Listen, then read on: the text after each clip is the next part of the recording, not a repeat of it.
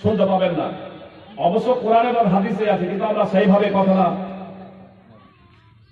পড়ি না, মূল্যায়ন করি না। আনাস রাদিয়াল্লাহু তাআলা আনহু সূত্রে বর্ণিত,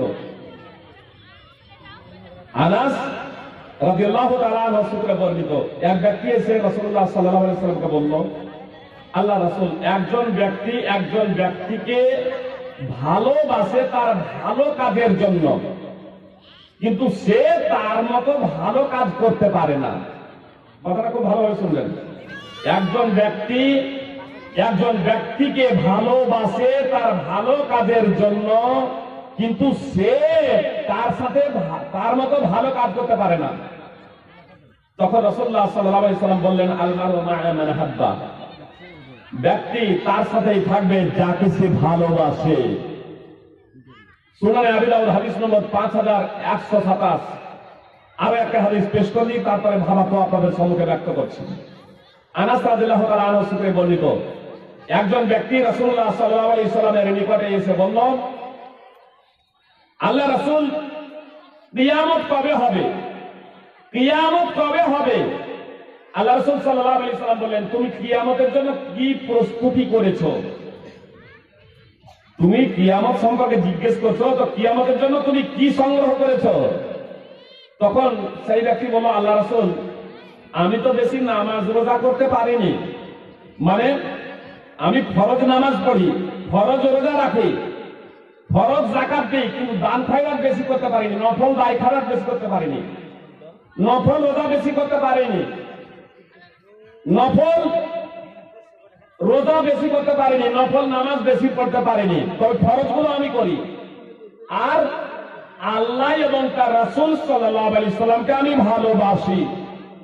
তখন আল্লাহ রাসূল সাল্লাল্লাহু আলাইহি সাল্লাম বললেন, আনতা মা'a মান আহবাবতা, তুমি যাকে ভালোবাসো তার সাথেই তুমি থাকবে। আনাস রাদিয়াল্লাহু তাআলা আনহু বলেন, আল্লাহ রাসূল সাল্লাল্লাহু আলাইহি সাল্লামের সাহাবায়ে কেরাম মুসলমান হওয়ার পর থেকে রাসূলুল্লাহ সাল্লাল্লাহু আলাইহি সাল্লামের এই কথাটা শুনে যতটা আনন্দিত হয়েছিলেন, অন্য কোনো কথার কারণে নয়। কেন? যদি নামাজ রোজা হজ যাকাত ফরজ জিনিসগুলো করার পরে নফলগুলোতে কিছু দুর্বলতাও থাকে, পাপ কাজ না করে, তো আল্লাহ এবং তার রাসূল সাল্লাল্লাহু আলাইহি সাল্লামকে ভালোবাসার কারণে তার সাথেই থাকবে, রাসূলের সাথেই থাকবে। আনাস রাদিয়াল্লাহু তাআলা আনহু বলেন, আমি আল্লাহ রাসূল সাল্লাল্লাহু আলাইহি সাল্লামকে ভালোবাসি, আবু বকর সিদ্দিক রাদিয়াল্লাহু তাআলা আনহুকে ভালোবাসি, উমর রাদিয়াল্লাহু তাআলা আনহুকে ভালোবাসি। আর আমি মনে করি তাদেরকে আমার এই ভালোবাসার কারণে আমি তাদের সাথেই থাকবো। ইন্নী লাম আমাল বিমিসলি আমালিহিম, যদি আমি তাদের মতো আমল করতে পারিনি। সহিহ বুখারী হাদিস নম্বর 3688 এবং 7153। সুপ্রিয় ভাই এবং বোন, অত্র হাদিসের ভাবার্থ হলো এই, আপনি আলেম ওলামা, সৎ আলেম ওলামাকে ভালোবাসছেন, সৎ হাফেজে কোরআনকে ভালোবাসছেন, সৎ বক্তাকে ভালোবাসছেন, সৎ ব্যক্তিকে ভালোবাসছেন, যে দিনের প্রচার পাবলিসিটি করছে তাকে ভালোবাসছেন, যারা মাদ্রাসা মসজিদের সাথে জড়িত ওতপ্রোতভাবে তাদেরকে আপনারা ভালোবাসছেন, যারা টাকা দান করছে তাদেরকে ভালোবাসছেন। এই ভালোবাসার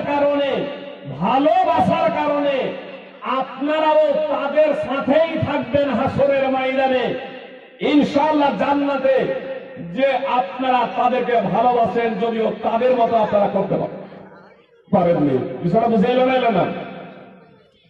হাফেজে কোরআনের মাহাত্ম্য মর্যাদা কত? হাফেজে কোরআনের মাহাত্ম্য মর্যাদা কত? সুনানে তিরমিজি 2914।